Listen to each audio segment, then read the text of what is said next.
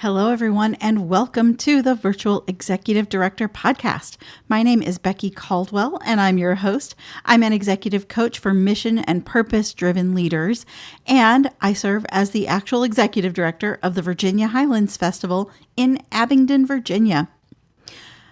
I am taking a few weeks off from actively producing the podcast so that I can accept this gift of time and pause and reimagine what this podcast could be, what it can offer to you, our audience. So I invite you to take the same gift of pause. And if you would like to get in touch with me directly and work with me as your coach right now, feel free to email me, becky@virtualexecutivedirector.com, or reach out to me on any of the social media platforms that are linked in the show notes. And let's have an initial conversation, because so much is possible right now, even amidst all the restrictions.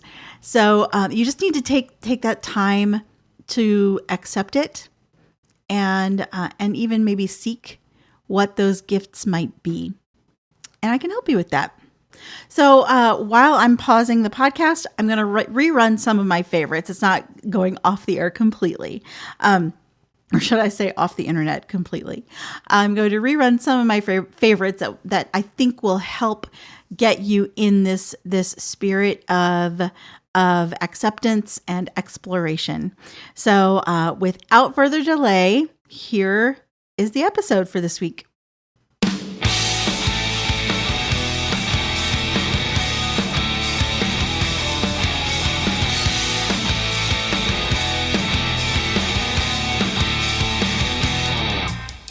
This week on the podcast, we continue the conversation with Susan Axelrod.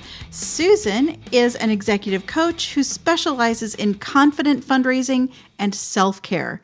Two things that we all need this time of year as we head into the year-end fundraising season.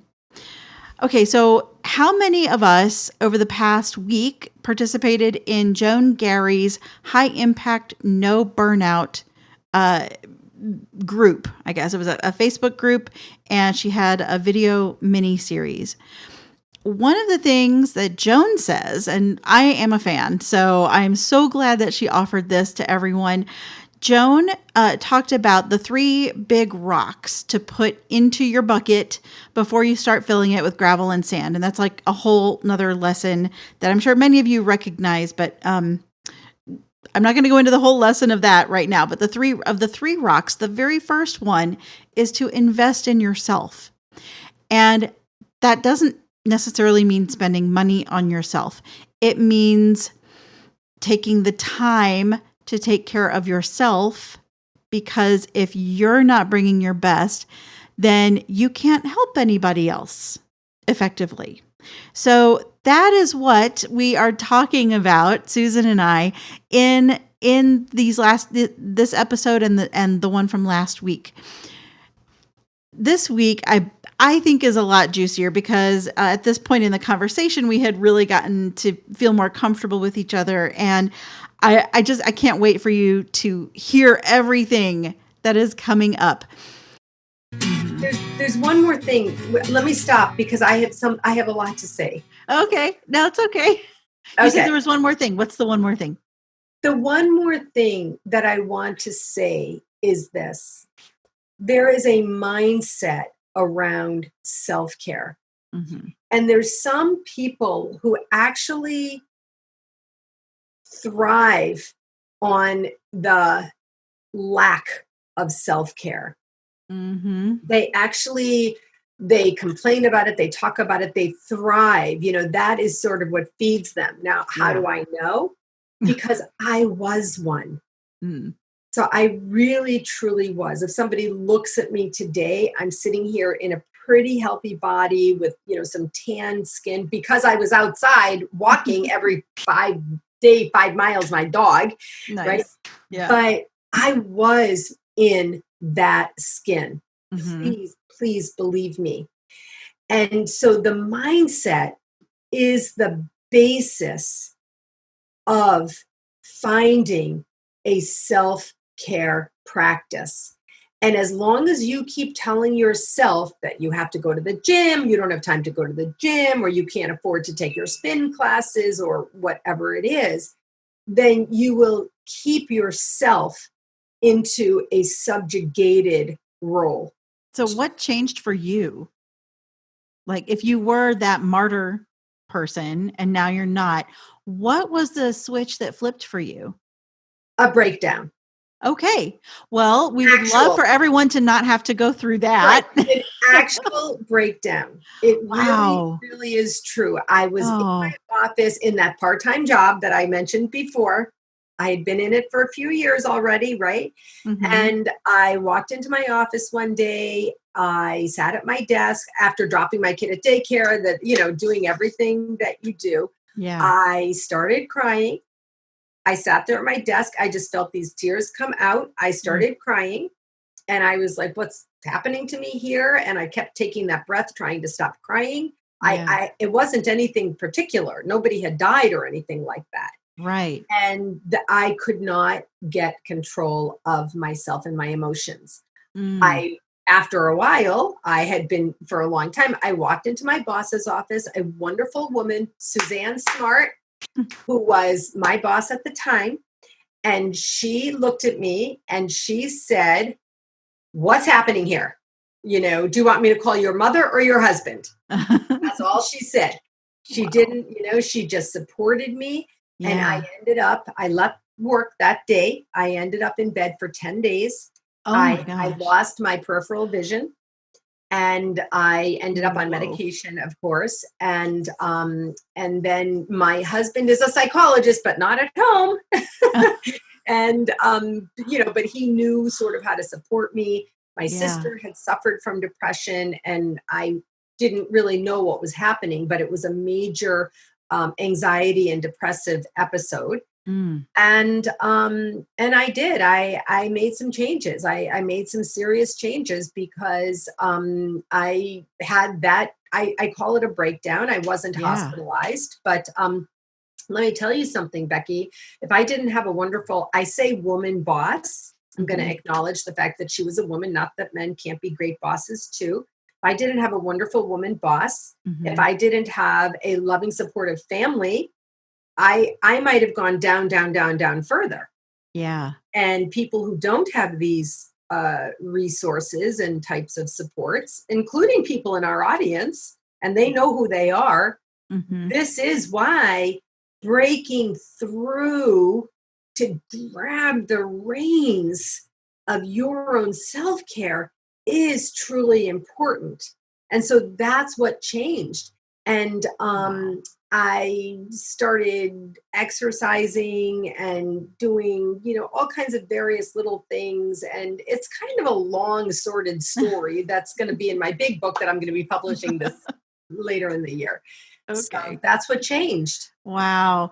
I would love it if our audience could not have to experience a breakdown to get through to prioritizing self-care. In fact, something that that really struck me in one of your articles was this quote that not taking care of yourself is as bad as stealing from the organization. Stealing. Yes, that was Molly from the Global Autism Project. That was very interesting. So let's talk about this. Yeah. Most of the executives I spoke with, were on the downside of not doing it that great. Some people had tried and people had, built in by hook or by crook some kinds of self-care practices. But this woman really honestly, I was challenged a bit because I didn't believe her in the beginning. Her last name is escaping me. I can't think of it right now, but it's the Global Autism Project. And I kind of didn't believe her at first. This is the truth. I always tell the truth. And I kept asking questions in such a way as to try to catch her up to be like, well, this is what I say, but it's not really what I do. But you know what, Becky? This is a person who looked around and she said, What you said, this is a service to the world. This work that I'm doing, it's life changing. It's actually world changing, and it Yeah. needs to be done. And I am not going to be like a lot of those other people I see. And I am going to intentionally, with commitment and consistency, create these healthy practices, including a self-care assessment, I believe. I think she called it the self-care. No, the self-care wheel is something that's bigger from some other From a organization. trauma thing, right? Yeah, the trauma thing. Yeah, exactly. But she has a self-care assessment that she does annually with her team. And she said that she does it with herself. And so, in the end, she said, yeah, I fail. Just like I say, yeah, I'm human. I'm human. But generally, the practices are in place, the structure is in place. One of the things that I can tell you that is the biggest challenge, you said it earlier before we got on, is being a leader is lonely. Being a leader is lonely, and you don't have any accountability. And so next week, I am going to be interviewed. I'm going to be on the podcast with Jason Lewis. I can't remember what his podcast is called right now, but he's going to be interviewing me, and he asks people to have give bold opinions. And I'm going to tell you right here and now, my bold opinion, and you know what I'm talking about, Becky, every executive director should have a coach. Yes. And yes. Every executive. Yes. I'm having an Oprah moment. Yes. Yes. Every executive director should have a coach. Oh my God. You know what? Professional opera singers, Placido Domingo works with a vocal coach. Yeah. Okay. Yeah. Athletes making millions of dollars, throwing balls on a field, all have coaches. Right. Why do you, who is doing the most important work, solving the world's problems with your $5 and your volunteer staff, why do you not need a coach?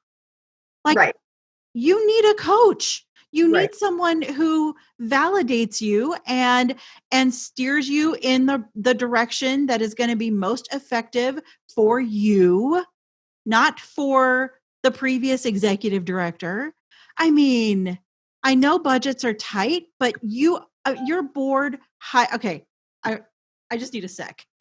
Your board hired you at your best to bring your best to this organization, whatever organization it is.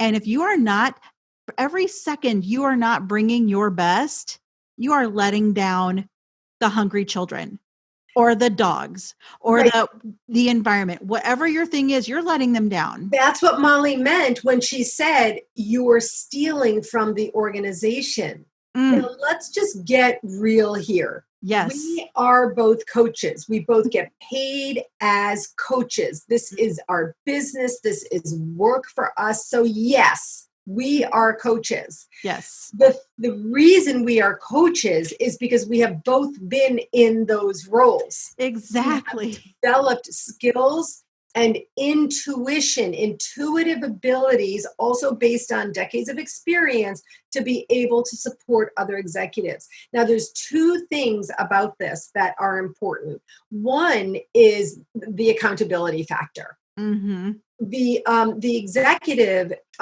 is accountable to the board, of course, and in other ways is accountable down to their team, of course.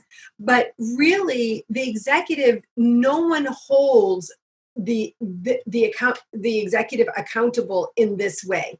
There are really great board presidents who say, now make sure you get balance, make sure you leave the office by 5 p.m. Well, really? And those are the same board members who call at like 5 till 5 and they're like, we really need this report tomorrow morning. Right. Or for the board who the board president who is trying to encourage them to have good practices, get them more money, go out and raise some more money and get them more money so that they can hire a new staff person or have more updated tech or whatever so that they can leave. Okay. So we've been in those shoes. So number one, that is one of the things that I really want to help people understand.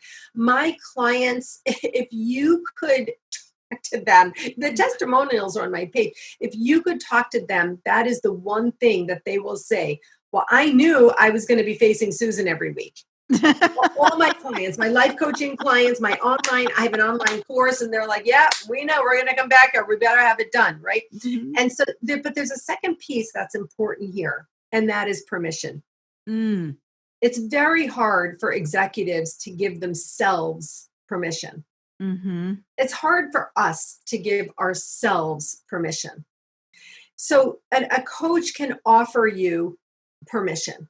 Yeah. And that is important. I don't know why you would think self-care is like obvious. Why do you need permission? I don't know. I guess it's just because we're human. Mm-hmm. And so, yes, maybe we do need permission. Now, there's one thing that I can offer that to teach. Another thing, there's my breathing stop.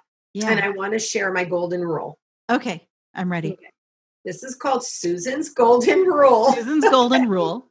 All right, we'll name it later. Get your pen and paper ready. Okay, here's another really complicated, construct for you to understand. Susan's golden rule: get okay with being okay. That means that you can just get okay with where you are now. How do we do that? You breathe. You figure out how you want to feel in this moment. You read the 4 agreements and do your best. Just know that you're doing your best. And you just lift your body up, lift your upper body up. And you just say, I'm okay where I am. I'm okay. I'm going to deal with this. I'm going to deal with that. I'm going to deal with the other thing. I'm going to use my tools. I'm going to prioritize. I'm going to seek out resources. Like your Facebook group is a perfect resource. I bet people don't really make as good use of that as they can. In fact, I know that they don't, because I trolled it. You're sitting there, and I bet that they don't make as good use of it as they can, as just one example. So get okay with being okay. Get okay with where I am. Okay, this is a mess. I'm in a mess. We got a mess going on here. My gala chair just quit. The gala's in 2 weeks. I don't have the program done. What are we, what is up? Mm-hmm. You just take in that breath and come to conscious awareness.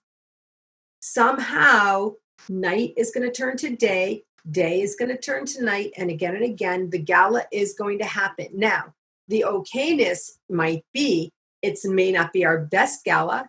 It may not raise the most money. It may not even raise as much as we need. But for me to be in a balanced state of mind, to do all these things that we're talking about for the organization, I really need to get onto what I call the platform of okay. Because until you get onto the platform of okay, you're sinking in quicksand. The platform of okay is this sturdy, strong, remember the grounding? I talked about looking at your feet. It's where you can have both feet on a sturdy, solid surface from which you can lift up to creatively, to bring, I call it outrageous creativity to the problem of the fact that the gala chair just quit. Right. Do you understand what I'm saying? Oh, I do. I think, and situations like this, I think, are where those of us who have done theater can really shine, because we know that feeling, that tech week feeling of everything falling apart. Everything is wrong. Nothing fits together like we thought it would. And yet by opening night, it's magic. I don't know. That's the only explanation, really, is that it's magic. It's magic. Yes, magic happens. It's the magic of everyone doing their jobs with excellence, but it's magic. And it all comes together. And again, like, it may not be the best show. It may have opened you may have opened the doors 10 minutes late because you're still, stapling carpet to the aisle. True story. But yes. But it'll open and everyone's going to come in and everyone's going to have a great time. Same with like any emergency, any crisis, any perceived crisis or real crisis. But eventually everything settles down, everything works out. This brings me to another tool that I infuse in all of my work and all the kinds of coaching that I do. And it's visualization. So ideally, what I would have done, I start my work with breath and intention setting. And I really do this. I mean, I have a college president who's a client. I have executive directors who are clients. I have executives. I have a CEO, a woman CEO as a client. And I introduce these tools. And so you start with a breath and your intention. So I have, the idea of visualization.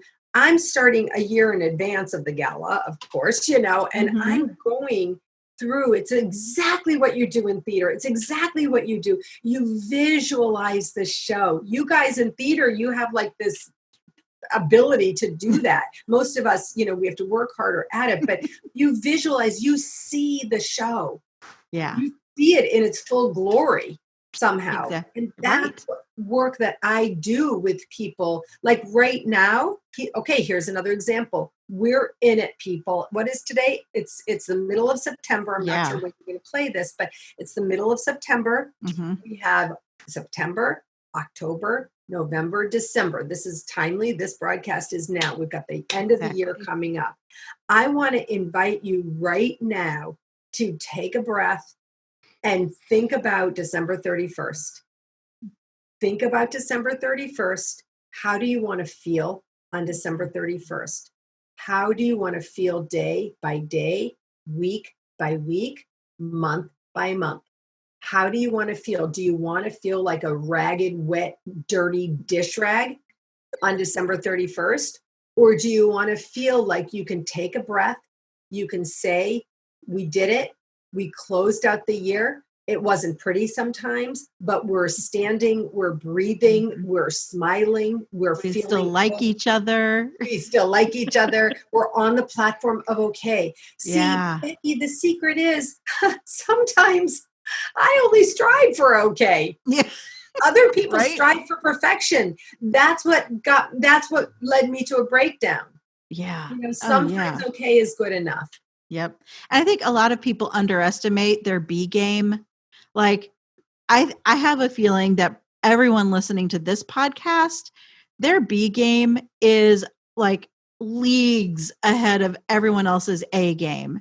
So you have to be okay with bringing your B game and just know that your B game is vastly superior already.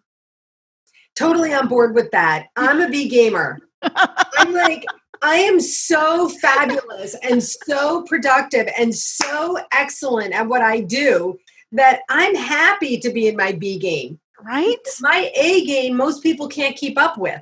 Exactly. And so I totally agree. And that's that is everyone. Look, we're talking about ourselves and accepting the awesomeness in us. And I would love to, I'm inviting everybody, I give you permission to accept the awesomeness in yourself too, and know that your A game might be too much for people to keep up with. It's true, because the A game often is actually too much. This is something that in the model that we have, this is why this is why it's not going well. The model in the nonprofit sector is there always has to be more. You have to do more programs. You have to serve more people. And your board members look and say, well, we have to do more than we did last year. Everything has to be more. But there's nothing underneath. There's no foundation that's being shored up. The board member isn't saying, oh, we need to do more, and I'm going to shore that up with, getting money in the door. Yeah. They're telling you have to do more. Your problem is, how do you shore up the foundation? You're not. The foundation is weak underneath. And that's where we get into that shaky, unsettled, imbalanced feeling. And so this is really true. It's not arrogance to say how good you are. It's confidence. I'm a confidence coach. It's confidently declaring your own ability. And that is what tells your soul that you're going to be okay, that you got this, that you all these tools that we're talking about today. These are free tools. They're tools of your mind. They're tools of your heart. They're tools of your body. If you want to bring some expensive company in to do fit training of some sort with your people, go right ahead. I'm all for it. I'm Right. happy. You could breathe and look at the sky. Exactly. Exactly. That's funny. You're welcome. Yeah, exactly. Everybody. Okay, you said something that kind of like flew out of your mouth quickly, and it caught my ear because I didn't know what it was. I didn't recognize it. You mentioned the 4 agreements. Oh, what? Okay. Yeah, like I'm just showing my ignorance all over the place. No, what's ignorant? Of course not. No, this is resource sharing. Okay, so when the student is ready, the teacher appears. Right. Right. You've heard that expression? Yes. Yeah. Okay. So the teacher sat on my shelf for probably at least several, if not many years. The teacher is a book called The 4 Agreements. Okay. And it's by Don Miguel Ruiz, Ruiz, Ruiz, Don Miguel Ruiz. Okay. Mm-hmm. So my sister does all this first, and then eventually I get it. So my sister, you got to read this book. I'm like, thank you very much, up on the shelf. Mm-hmm. And I'm not exaggerating when I say years. And so in my breakdown and then breakthrough, I opened my mind to the idea that I could actually learn anything from anyone else instead of being the perfectionist I was, the best, right? Always knowing, working so hard to shore up the knowing, right? You know what that's like. Yeah. And so eventually the 4 agreements found me. So this is a seminal self-help book, which I now live by. And so there are 4 simple agreements. Part of the reason I love it is because all my work is simple. The first agreement is be impeccable with your word. Be impeccable with your word. I'm not going to go into a long thing, although I'll do a whole training on this if you want. The second agreement is don't take anything personally. Oh, that's so hard. Don't take anything personally. Let me tell you. That's a hard one. Once you get it, you're like, not me, not me, not on me, not on me. That's them. Sorry for you. It's just, you're swatting away because of the third agreement, which is don't make assumptions. You take things personally because you're making an assumption, especially if you're a staffer and you have a boss, you're taking something personally because you're making an assumption. Mm-hmm. And if you stop making assumptions, you don't have to take everything personally. Right? And so again, there's much more to this, but sure, yeah. And then the 4th agreement is what I said before. Always do your best. Sometimes your best is one way, and sometimes your best is another way, but your best is almost never perfection. Right. Because why? We're human. We're human. And that's all. So if you commit with best intention, with best spiritual, full faith commitment, that you are doing the best that you can. Now, the best may be in the face of having a sick child and the dog has to be walked and the husband's on the road and this and that. Your best may be in the context, right? Mm-hmm. But if you live in such a space where you're always doing your best, then your boss or your board or your team knows you always do your best. And if something goes off, if something goes awry, then the presumption is, what's wrong with Susan? Is there anything we can do to help Susan? Because she always does her best and that kind of thing doesn't usually happen. Gee, I wonder what's going on. Right. And then it's a process problem, not a personal problem. Yes. Like, Susan always does her best. So if the best in air quotes isn't what we needed, okay, where did we go wrong with either the goal or the task or setting her up for success? Because clearly it's not her. Exactly. She always does her best. when I got this, again, you mentioned magic before. I don't know what happened, that a switch in me was just ready, but I was like, ah, it was one of those things. And even now, my book is right over there. It's on my pile of books that I refer to all the time. But I don't even have to. I know the 4 agreements. I know the order of them. It's very integrated into my life. Of course, with your spouse or partner, it's hardest to do number 2, which is anything personally, right? Because everything is personal. But when you begin to be impeccable with your word, when you begin, it's just there's so many tools. I have a big, huge, life-changing tool called the Confident Life Cycle. We probably won't have time for me to go into it now, but there's lots of tools out there. The 4 agreements is very famous. Ellen DeGeneres actually was the one who introduced it to Oprah. And then, wow. Oprah brought him onto Oprah, Okay. Oprah affected him into the 4 agreements. And then Gabby, Bernstein started invoking the 4 agreements. So, okay. It's in that genre of work. But for me, like I said, it sat there for a long time until I finally picked it up. And, I read it a few times. I highlighted, I thought, I practiced, and I worked. And I mostly had the mindset that I wanted to feel better. I wanted to be in a better place. I wanted to really do better. My breakdown came after I became what I call yelling mom. That was what I called myself. That was my moniker. I'm yelling mom. And that did not feel good to me. Right. And it went, kind of down from stress. Yeah. Right? My stress persona is Festival Becky. So it's festival time. And so I get that. Right. So, here's the thing. What I would do with you is a full-on visualization. I would do it.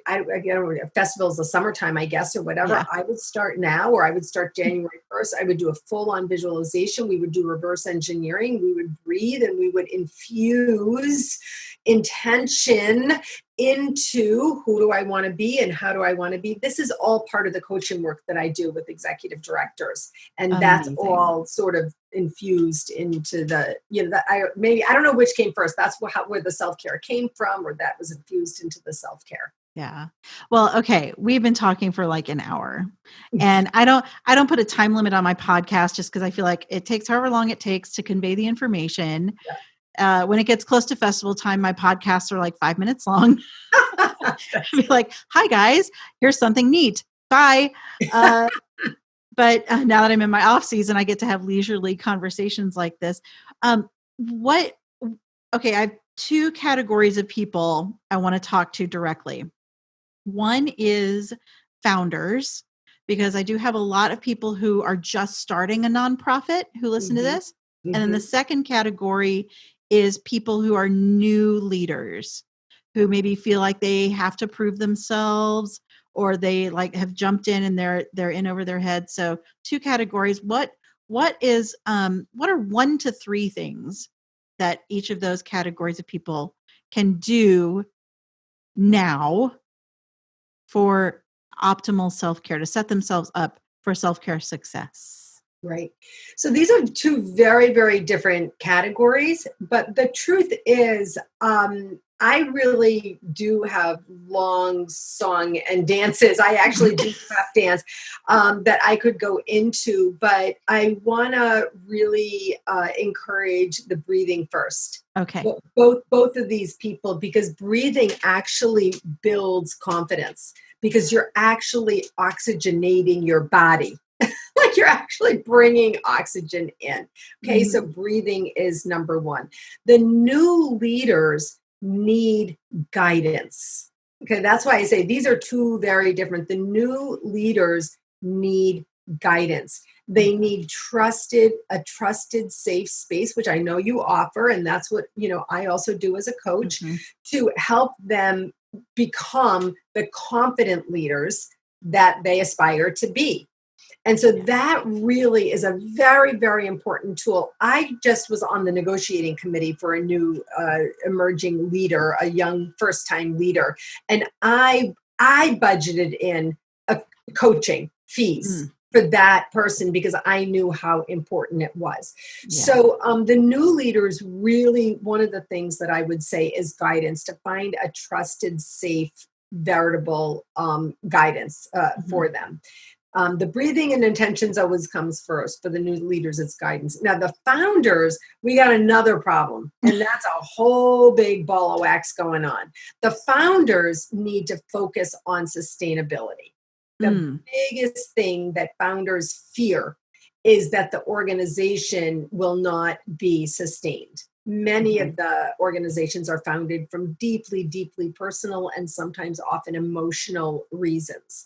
Yeah. And then they get, embedded in all of this. One of the executives I spoke to, she lost her son, sadly, to cancer, and she set up this organization. Everybody was very excited, but now in its 8th or 9th year, she's feeling completely tied to the organization, completely overwhelmed. She doesn't have anybody helping her. The excitement of the organization is gone. She didn't build in the structures, but how can she let the organization fail?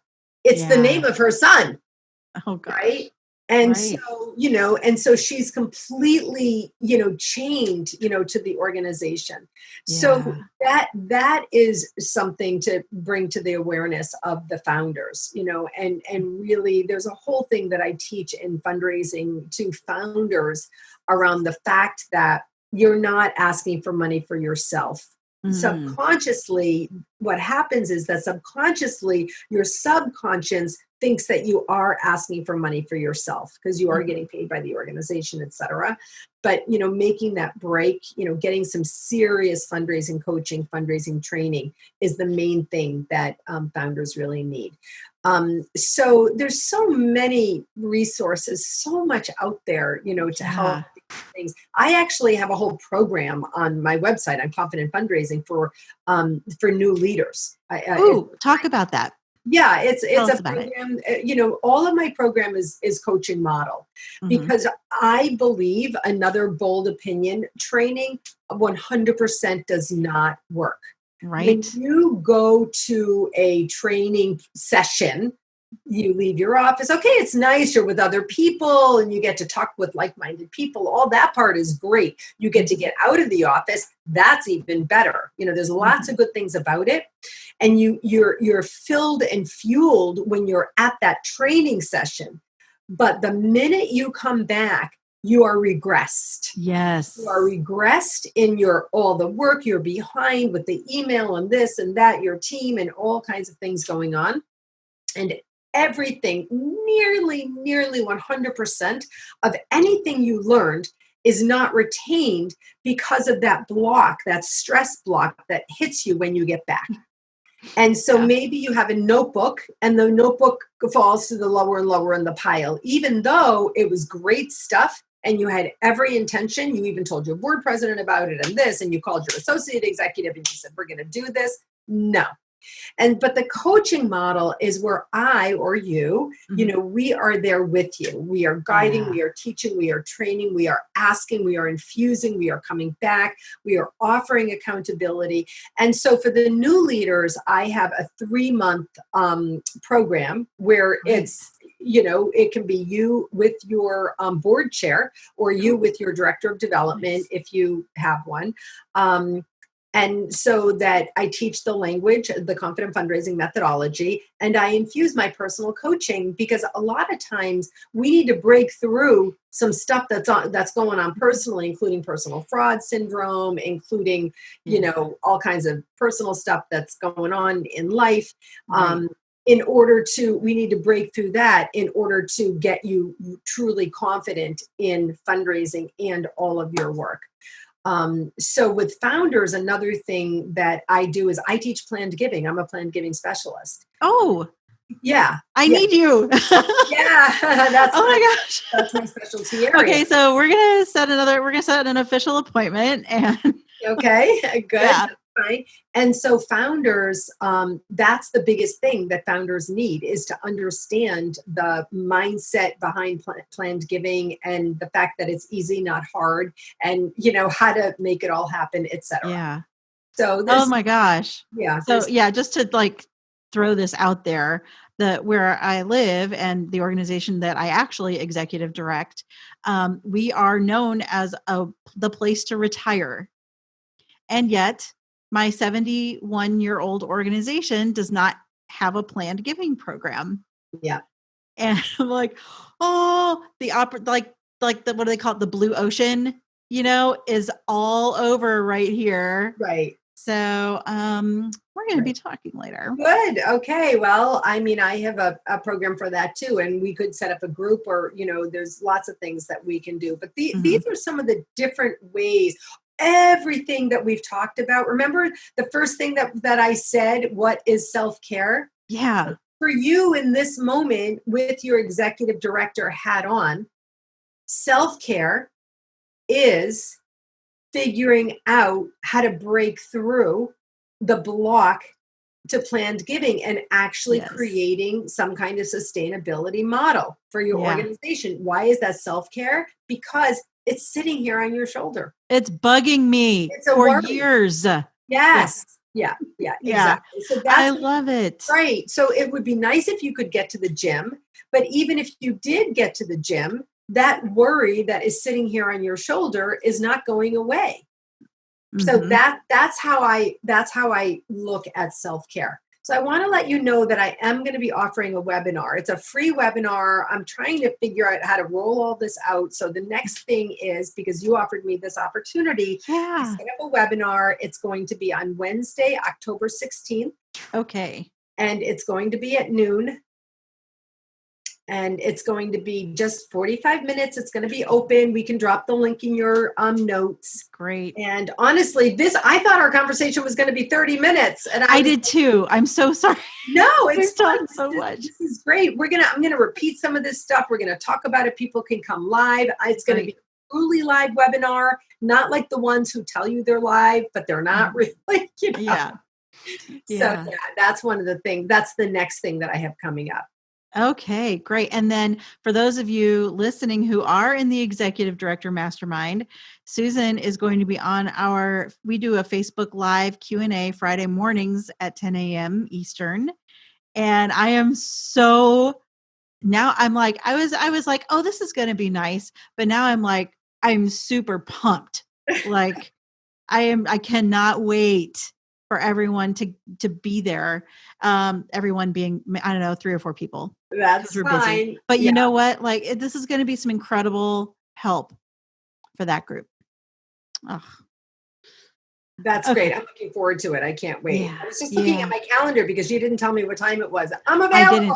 Oh God, thank you. Yep, oh gosh. I'm available. I'll be there. This has been like my whole day. No this has problem. been my whole day. I got you covered. And also, I do a daily Facebook Live, Becky, every single day, 5 days a week, weekdays. I'm on my Facebook page doing exactly this. Excellent. And okay, so let's drop some links. How can people find you and get in touch with you? So I actually have 2 websites. One website is confidentfundraising.com. That's where you'll find all the information about my work in fundraising, confidentfundraising.com. Okay. And then I'm on Facebook under Susan Axelrod. I'm there every day, all the time. Come see me. I have my own daily television show there. I'm awesome. Live daily. And then I have my other website is called whatwillyourlegacybe.com. All right. Yeah. So your Facebook Live, what time do you do that? 5 p.m. Eastern, live at 5 with Susan Axelrod. That's Eastern, live at 5 Eastern. Great. This is fun. I want to say thank you. This has been so fun. I'm so happy. Thank you. Oh my gosh, this is so great. So thank you, Susan. Thank you, everyone, for listening. Okay, let's all just take a deep collective breath again together. And make a promise to take care of ourselves and each other. Mm. And each other. Because, I like to say we shine brighter together.